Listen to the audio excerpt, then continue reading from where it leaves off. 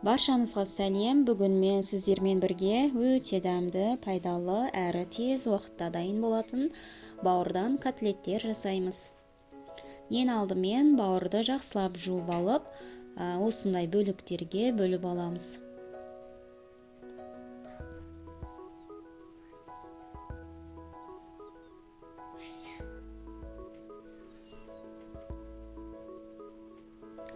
Блендердің көмегімен езіп аламыз.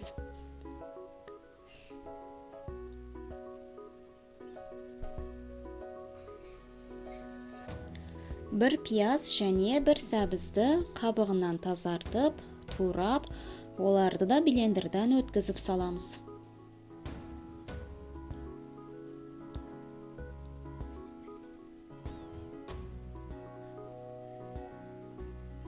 Бір жұмыртқа,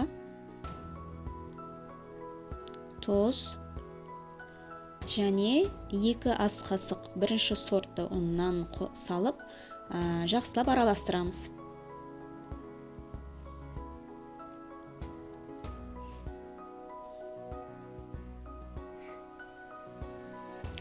Формамызға перманентный қағазды жайып, осындай қасықтың көмегімен домалақ формаға келтіріп аламыз. 180 градус пеште пісіріп аламыз.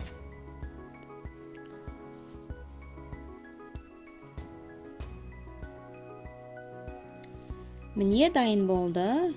Өте пайдалы, дәмді тағам. Балаларыңызға, өзіңізге жасап көріңіздер. Видео ұнаса арнама тіркеліп, пікір қалдырып кетіңіздер. Кездескенше.